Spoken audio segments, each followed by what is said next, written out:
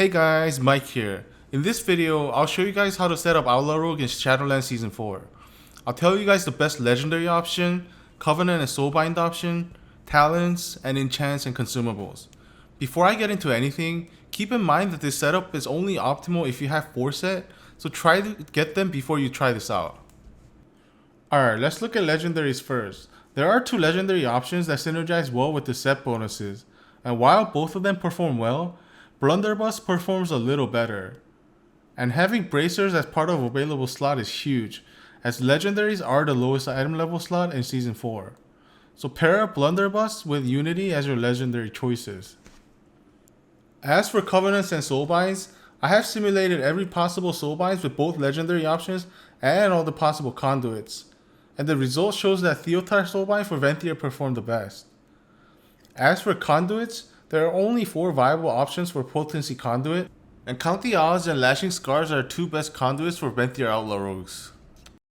I'll get into it in more detail in the next section, but because this build uses Weapon Master as first talent choice, Triple Threat is slightly better than Sleight of Hand. As for Defensive and Finesse Conduit, you can choose them based on your preference, and these 3 should be good for most situations.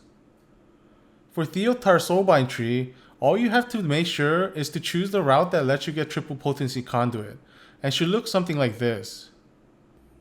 If you guys want to take a look at the sim I did for all the Covenants and Soulbinds, I'll leave a link in the description below. Alright, for talents, let's look at each level individually. For first tree, Weapon Master is the best option, as it is the only one that synergizes well with the Legendary and tier bonuses. Quick Draw loses value because Pistol Shot with Legendary buff already generates at minimum 4 combo points, and we're almost never at 0 combo point because of Ruthlessness passive, so at minimum, it is wasting 3 combo points every time Legendary procs. Ghostly Strike also loses value because it takes away Sinister Strike uses, which lowers the value of Legendary and tier bonuses. For the second tree, go with Acrobatic Strikes as it increases melee range, and other 2 choices just give minor mobility boosts. Reason why extra melee range is so good is because there are situations in which it will let you dodge certain abilities while you can still attack the mobs. So in this example clip, you can see the mob is casting some type of Blaze Storm ability, and with regular melee range, you won't be able to attack while dodging it. But because of Acrobatic Strikes, I can keep attacking while dodging its ability. So third tree options for the most part have all been viable depending on situations in the past. But because of the Legendary, this build uses finishing moves a lot more than any other build, and that makes Deeper Stratagem the best choice. For defensive tree, all 3 options are good, and one can be better than others depending on situations, but Cheat Death would be the go-to option for the most part since it allows you to get away with messing up a lot of times, and knowing that allows you to play more aggressively.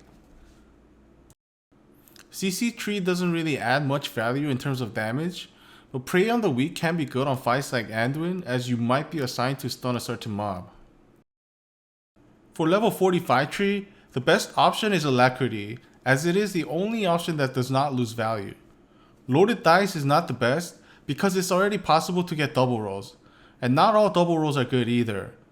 Dreadblaze loses value because just like Quick Draw, it wastes combo points from Legendary uses, and if you're lucky and able to get Broadside roll for a majority of the fight, or if it procs through the Count the Odds conduit during Dreadblaze duration, it loses value almost completely. As for the last tree, Blade Rush is the best single target option, and Dancing Steel for AoE. But since most of Season 4 rated affixes require some type of AoE, Dancing Steel would be the go-to option for most bosses and Mythic Plus. Keep in mind that starting at 10 targets, Blade Rush will start to perform better than Dancing Steel, as Blade Flurry has target cap, but Blade Rush does not. Alright, so with that in mind, this is what your talent tree should look like. Just to double check, I have simmed all the talent options for single target, and as before, if you want to see the full result of the sim, I'll leave the link in the description below. So now we have enchants and consumables. Let's look at enchants first. So this is a list of what enchants you should go for. For weapon enchants, it doesn't matter which one goes on main hand or offhand, and you just have to make sure you get both of them. For poisons, instant poison is your best option for lethal poisons, And for non-lethal poisons, you want to use crippling poison only if you need slow, otherwise use numbing poison. So this is a list of all the consumables you should get. Make sure to put sharpening stone or waste stone on both of your weapons. And as for Mad Duke's tea, you can reroll the buff every hour, and you should try to reroll it if it is in versatility or agility.